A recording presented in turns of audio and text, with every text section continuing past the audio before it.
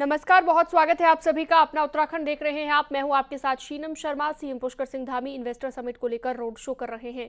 Hotel Taj Mahal में मुख्यमंत्री निवेशकों के साथ बातचीत कर रहे हैं, उन्हें उत्तराखंड में उद्योग को लेकर जानकारी भी दे रहे हैं। इसके साथ ही सीएम दिसंबर में देहरादून में होने वाले इन्वेस्टर समिट के लिए निवेशकों को आमंत्रित भी कर रहे हैं।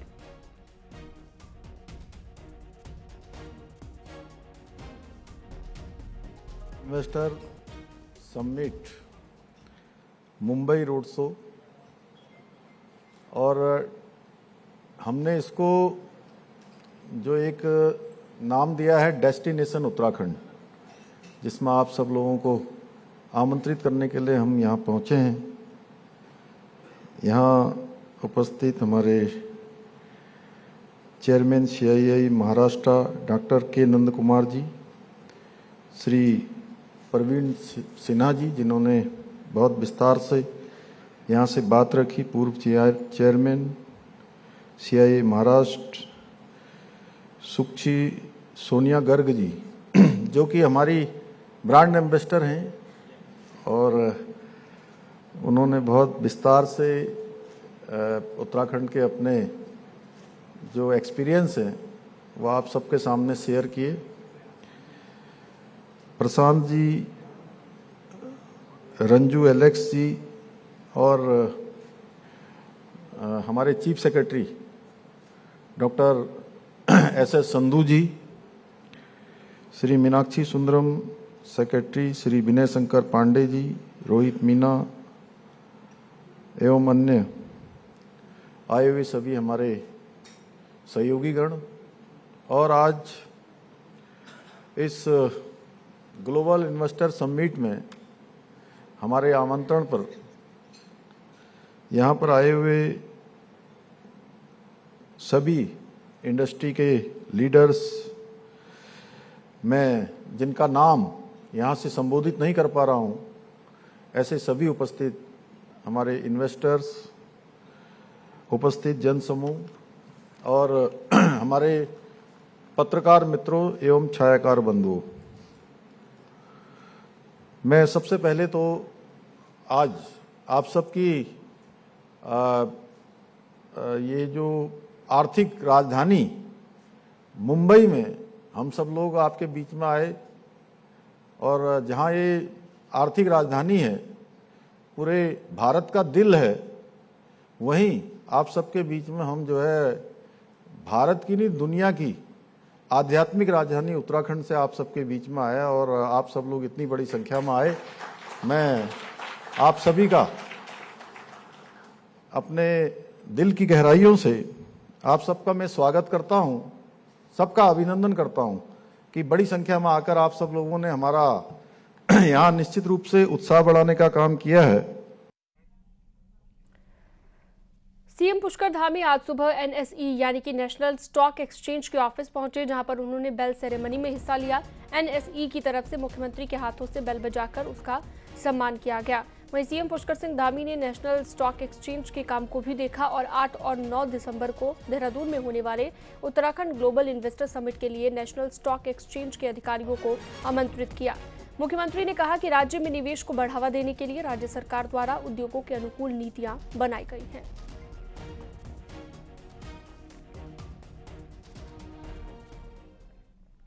वहीं सीएम पुष्कर सिंह धामी मुंबई में सुबह की सैर पर निकले और इस दौरान मुख्यमंत्री पुष्कर सिंह धामी ने भगवान सूर्यदेव की उपासना की।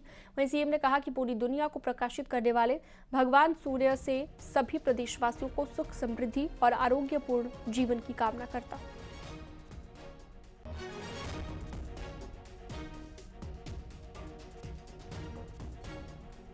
चमोली से बड़ी खबर है। यहां पर बद्री केदार मंदिर समिति में वित्तीय अनियमितता की जांच शुरू हो गई है। शासन के आदेश के बाद चमोली के सीईओ मामले की जांच कर रहे हैं। वहीं सीईओ ने बद्री केदार मंदिर समिति से जरूरी जानकारी मांगी है। BKTC में विज्ञापन प्रकाशन को लेकर गड़बड़ी सामने आई थी, जिसके बाद लगातार इस मामले की जांच की मांग हो रही थी।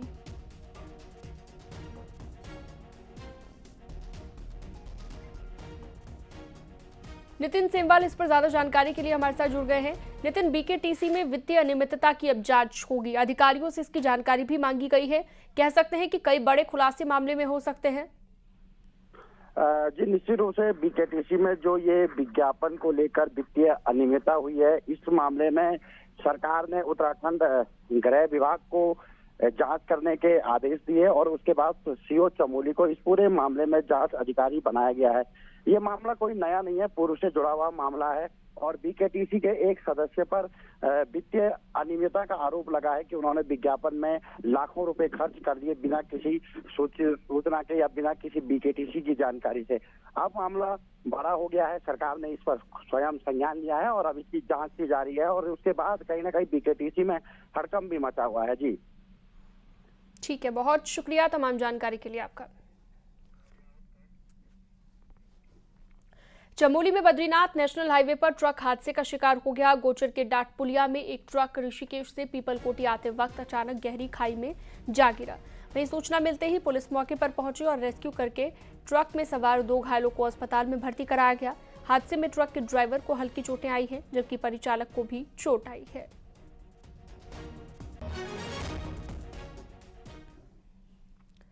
रविवार रात को विजिलेंस ने हरिद्वार से घूसखोर पुलिसकर्मी को पकड़ा है। जगजीतपुर पुलिस चौकी में तैनात कांस्टेबल पप्पू कश्यप को देहरादून से आई विजिलेंस ने 5,000 की रिश्वत लेते हुए रंगे हाथ पकड़ा है। वहीं पूछताछ के बाद विजिलेंस आरोपी को गिरफ्तार कर ले गई। आरोपी कांस्टेबल पप्पू कश्यप चौकी में दर्ज एक केस में झगड़े के आरोपी को जेल भेजने का डर दिखाकर उसे 5,000 की रिश्वत उससे मांग रहा था। विजिलेंस की जांच के दायरे में पुलिस चौकी के दूसरे दारोगा और पुलिसकर्मी भी आ रहे हैं। फिलहाल विजिलेंस की कार्रवाई से पुलिस महकमे में हड़कंप मचा हुआ है।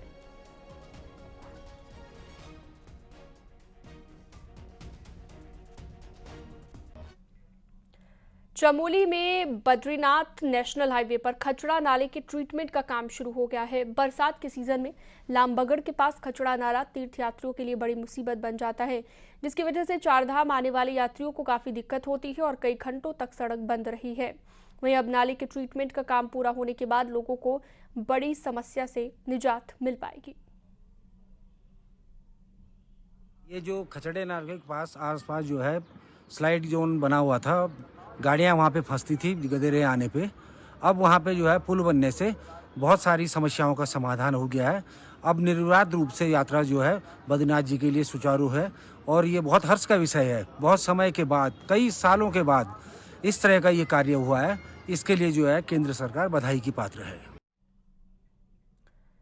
हरिद्वार में दशहरा से दीपावली तक साफ सफाई और मेंटेनेंस के लिए गंगा बंदी की जाती है, लेकिन भीमगौड़ा बैराज से गंगा का पानी रोके जाने के 12 दिन के बाद भी सफाई का काम धीमी गति से चल रहा है। गंग नहर में पानी सूखने के बाद यहां पर भारी मात्रा में जमा सिल्ट और गंदगी नजर आ रही है, लेकिन यूपी सिंचाई विभाग इसे अभी तक साफ नहीं कर पाया है, जिसको लेकर स्थानीय लोगों और कुछ धार्मिक संगठनों में विरोध भी देखा जा रहा है। हरिद्वार के बिरला घाट पर तीर्थ मर्यादा समिति के कार्यकर्ताओं ने यूपी सिंचाई विभाग के अधिकारियों की कार्यशैली पर सवाल उठाते हुए नारेबाजी की। व्यवस्था है ये उत्तर प्रदेश सिंचाई विभाग जो हर साल इसका बजट लेता है और बजट लेने के बाद में इंच भर काम नहीं होता। आप देखेंगे दीपावली यहाँ पर जो काम स्टार्ट होगा, काम उस दिन स्टार्ट होगा जिस दिन पानी आने की व्यवस्था होगी, यानी कि आप देखेंगे जिस दिन धनतेरस होगी, धनतेरस वाले दिन गाड़ियां घुसेंगी इसके अंदर और दुनिया भर का जो माल होगा, पत्थर होगा, खनन होगा, रेता होगा, वो सब निकाला जा रहा है। कोटद्वार के उदयरामपुर, हल्दूखाता समेत गिवई इलाके में लंबे वक्त से पेयजल संकट बना हुआ है। कई जगहों पर पेयजल लाइनें टूट चुकी हैं, तो कई जगहों पर ट्यूबवेल खराब होने से इलाके में पेयजल की आपूर्ति नहीं हो पा रही है। पिछले कई दिनों से इलाके में पेयजल का संकट बना हुआ है, जिसके चलते लोगों को काफी दिक्कत हो रही है। इलाके के लोग दूर दराज से पानी ढोने को मजबूर हैं। हमारे घर पे 3 गाय है, हम उन्हें बाहर भी नहीं छोड़ सकते हैं, नगर निगम वाले पकड़ देते हैं उन्हें, उस कारण हम गायों को भी नहीं छोड़ सकते। हमारे घर से तकरीबन 2 किलोमीटर दूर एक नल है, जहाँ पर बहुत सी भीड़ लगी रहती है पानी के लिए सुबह से ही। उसके कारण हमें पानी की बहुत सारी दिक्कतों का सामना करना पड़ता है। कांग्रेस सांसद राहुल गांधी बाबा केदारनाथ के धाम में हैं और उनके दौरे का आज दूसरा दिन है। राहुल ने सुबह केदार में योग और ध्यान किया और केदारनाथ में वो योग करते दिखाई दिए। इसके बाद राहुल गांधी 2 किलोमीटर पैदल चलकर भैरवनाथ मंदिर पहुंचे और वहां पर भी पूजा अर्चना की। राहुल गांधी आदि शंकराचार्य के समाधि स्थल पर भी गए, दर्शन पूजन किए। इसके साथ ही राहुल गांधी ने केदारनाथ में भंडारा करवाया। इस दौरान भारी तादाद में श्रद्धालुओं ने प्रसाद लिया।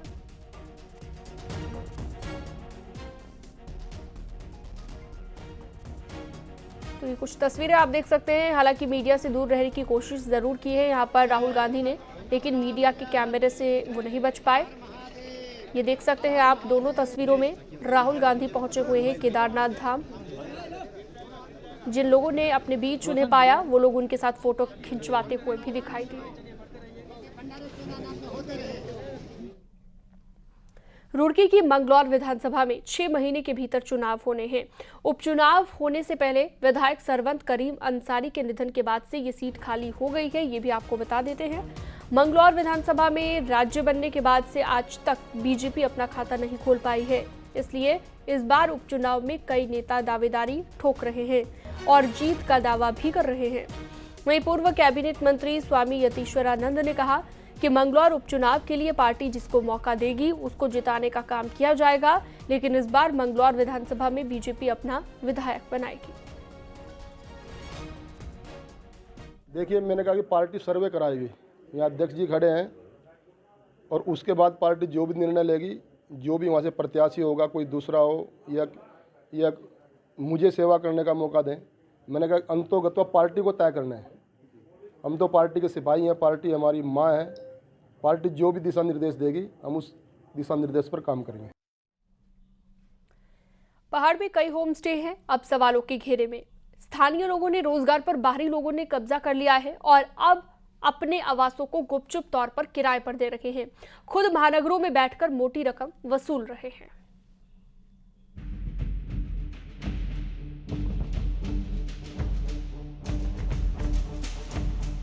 नैनीताल जिले में बने कोटेजों का कारोबार इन दिनों खूब फल फूल रहा है।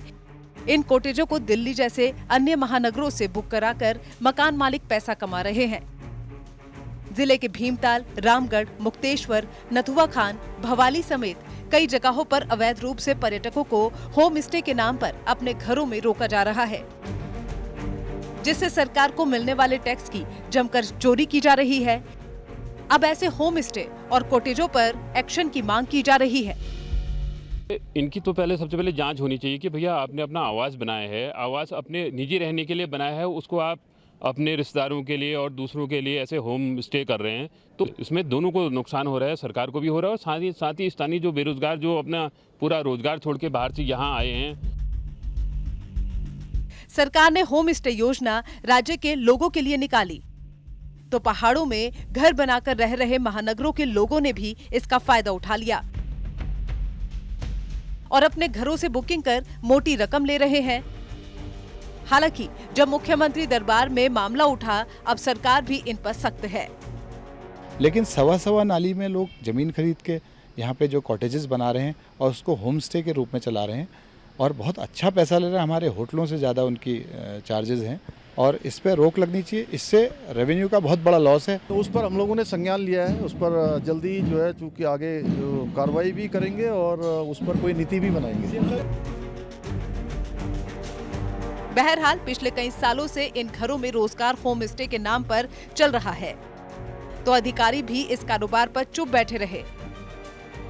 हालांकि अब मुख्यमंत्री ने खुद संज्ञान लिया है, ऐसे में अब इन पर कड़ी कार्रवाई होने जा रही है।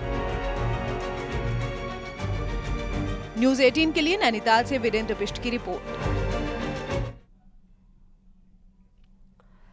उत्तराखंड पुलिस अपने सोर्स मजबूत करने के लिए और कांस्टेबल पर नजर रखने के लिए अब ई-बीट पुलिसिंग पर काम कर रही है। प्रदेश के थाना क्षेत्रों में चीता पुलिस के कामों की मॉनिटरिंग करने और उनकी बीट पर मुखबिर बढ़ाने की जिम्मेदारी दी गई है। इसके लिए पुलिस के जवानों के मोबाइल में एक ई-बीट ऐप इंस्टॉल किया गया है, जिसमें पुलिसकर्मियों को पूरे दिन की जानकारी और किए गए काम पता चल जाएंगे। इस ई-बीट में पुलिस जवानों के लिए कई ऑप्शन तैयार किए गए हैं, जिसमें प्रतिदिन कितने समन तामील कराए गए, कितने NBW तामील कराए, कितने सत्यापन किए, इसकी जानकारी दी जा रही है। कितने लोग नए आए और सीनियर सिटीजन की कितनी बैठकें ली गई। इसका बहुत फ़ायदा होगा क्योंकि सूचनाएं जो होंगी वो इलेक्ट्रॉनिक फॉर्म में होंगी। आपके मोबाइल फ़ोन पे भी वो सॉफ्टवेयर अगर हम उसको डाल देंगे तो हर एक बीट में जो बीट कांस्टेबल हमारा वहाँ पे डिप्लॉयड है, उनके पास से वो सूचनाएं सेकेंड वर्ड में वो अपनी सूचनाएं वो देख सकते हैं कि उनके एरिया में कितने प्रतिष्ठित व्यक्ति हैं, किस तरह की सूचनाएं उनको, उसको एक जगह पर वो कलेक्ट करके रखा जा सकता है। जो हमारे से बाद वाला कोई सिपाही यहाँ आएगा कभी वर्तमान में या भविष्य में कोई आता है, तो उसको ये डाटा जब वो क्लिक करेगा अपने उसमें पूरा शो होगा। हाँ, मतलब पूरा वो बता उसको बस उसे खाली क्षेत्र डालना है अपना। जैसे ही वो उसमें क्षेत्र डालेगा तो उसको पूरा नहीं डालेगा। जैसे ही लॉगिन करेगा तो उसको दिखेगा मेरे यहाँ कितने मंदिर हैं, कितनी मस्जिद है, कितने ज्वेलर्स हैं और कितने मेरे यहाँ पार्षद हैं। वक्त एक छोटे से ब्रेक का है, जल्द लौटेंगे।